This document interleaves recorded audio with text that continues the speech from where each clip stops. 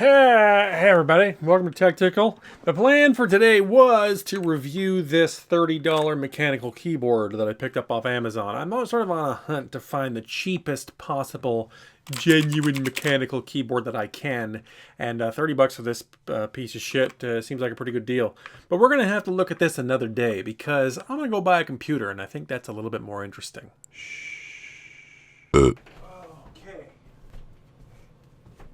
Okay. I'm back. I really am back. I know I could just, I don't have to do this shit. I could just, pretend that I went out. But look, the genuine raindrops on the top of this case as I had to carry it from the car. And I'm really excited to get this thing opened up. I know what's in it in general, but there were so many oddities in this computer that I had to buy it. I'll explain more as we open it up. All right. My underwear I haven't opened yet. Move my fucking table over here. Good. God damn it. Sit in the chair. That's a good idea.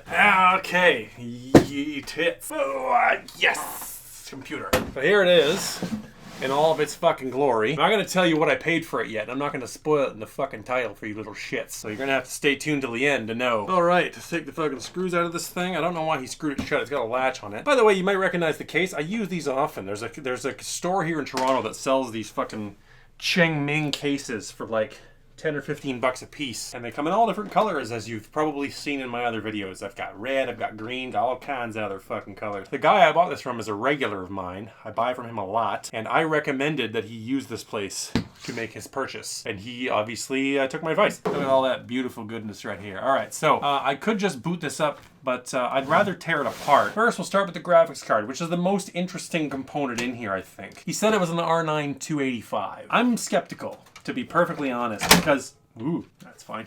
I didn't do anything, I think. I looked at it when I saw him, and I was like, are you sure this is an R9 285? It's got an AMD branded cooler on it, a custom solution of some kind.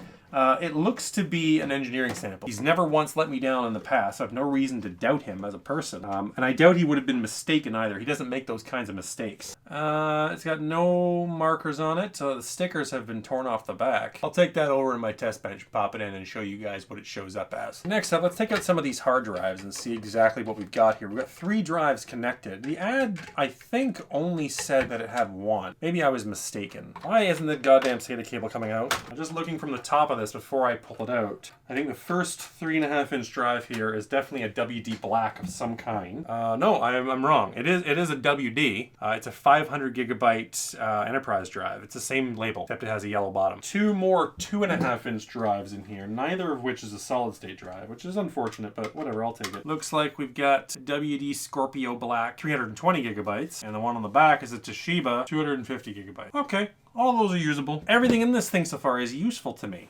which is very rare when you buy a full system. Power supply, I'm not going to pull it out because I think I'm just going to leave it in here and build a system from this case, maybe. I don't know, but I'm too lazy to pull it out now. Enermax Pro 82 Plus version 2. Good, solid unit. As for the wattage on it, I can't see from this location. Maybe I will have to fucking pull it out. God damn it. This is the 625 watt. 80 plus bronze rated. Enermax, good solid company. They make good solid units. Always have. Can't remember any stinkers ever existing in their lineup, and this looks pretty much brand new. How many people have brand new power supplies lying around with the fucking plastic still on the goddamn logo here, which I'm going to take off right now. Here we go. You ready? Ready for that peel? Oh, I missed. Oh, there it is. Oh, my buddy puts all this effort into building this machine, and here I am cannibalizing it like some kind of fucking savage. All right, there we go. Good quality power supply out of the case. And last but not least, let's get the guts of this thing out, and I'll show you what that's all about. Okay, so CPU and motherboard combo. Did I miss a screw? I did. All right, let's pull this out. Did I miss another screw? I did. All right. Finally, this is a P55 motherboard from Intel. Yes, Intel makes motherboards. They do not sell them anymore, I don't think, for their modern chips, and they didn't sell them at retail for very long, back when they did. The model number is DP55KG. Underneath the hood is an i7-860, which is a quad core with hyper-threading from Linfield, first generation i7. And we got 8 gigs of RAM in here. It's just standard DDR3, 1333 megahertz, nothing special. Given how expensive RAM is these days, I'm actually happy to get some backup 2 gigabyte sticks, because these are the cheapest that you can find. And I will definitely put those to good use in the future. Anyway, these are all the parts. Let's go hook them back up on my bench and take the camera over there and see if everything boots, and check out that graphics card to make sure that it is what it says it is. Okay, ladies and gentlemen, here we are at the test bench. As you can see, I got everything set up. I'm just using my test power supply, of course, but that's not relevant. And my boot SSD, also not relevant, because I don't care to boot off a hard drive to do some basic testing. And my fucking heater just came on! God damn it, that's noisy! Alright, anyway, your moment of truth. Let's do some bootage. Ooh, it's coming on. Oh, look at that. Windows. First things first, is this actually an R9 285? GPU Z says 1792 unified stream processors or shaders, whatever the fuck AMD wants to call them. Yeah, Tonga architecture, 28 nanometers. Everything checks out just fine. R9 200 series. And it would seem that it takes me to the AMD Radeon R9 285 page when I look it up on Tech Power Up. Okay, so the only thing left to do is to stress it, and I'm going to do that with Afterburner stats running here in the foreground. The FPS is exactly right where it should be with these settings at this resolution, no problems there. Okay, and now I think what we're going to do is just see how this thing is performing after 15 minutes, noise and temperature wise. Okay, and in the meantime, while we're waiting for that graphics card to heat up and get some stats off of it, let's play with Rosie a little bit. And if you don't like dog videos, you can go eat a dick. Okay, ladies and gentlemen, I think we've about flatlined here, so 77, 78 degrees. Which is perfectly reasonable for a reference card, R9 285. Core clock, 918 megahertz, pretty much stable. I mean, obviously it dips between scene changes, so ignore that, but staying right at stock clocks, no problem. Memory clock, stable. GPU utilization, obviously scene changes, we have the dips, but otherwise at 100%. And by the way, did I mention that this thing is whisper quiet under load here? We're only at like 43% fan speed at what looks to be about 2100 RPMs, which is nuts. Single fan card, as quiet as this, it looks as though, it sounds as though rather, that the stock cooler fan right now, which I don't know what RPM it's running at, but the CPU is not really under any tremendous load at the moment, and that itself is louder than the GPU fan, I think.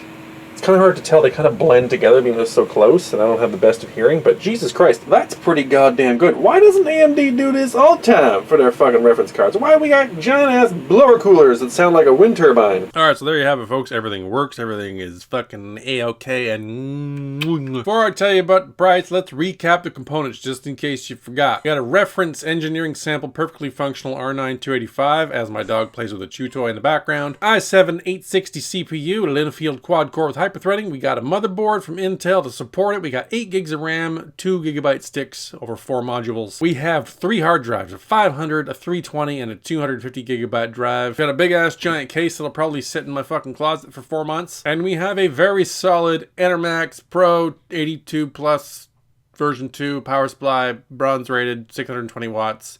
Yeah. And all of that, ladies and gentlemen, cost me precisely 240 Canadian dollars. All prices Canadian. God damn it! I'm a fucking Canadian channel. I understand this pisses a lot of people off, but please get used to it, because it's annoying to have to keep explaining it to everyone. Anyhow, as for my plans for all this stuff, it's mix and match, really. Like I already spoke to my gentleman that I bought the stuff off of. The motherboard and CPU are probably going to be reserved for repair and or testing purposes.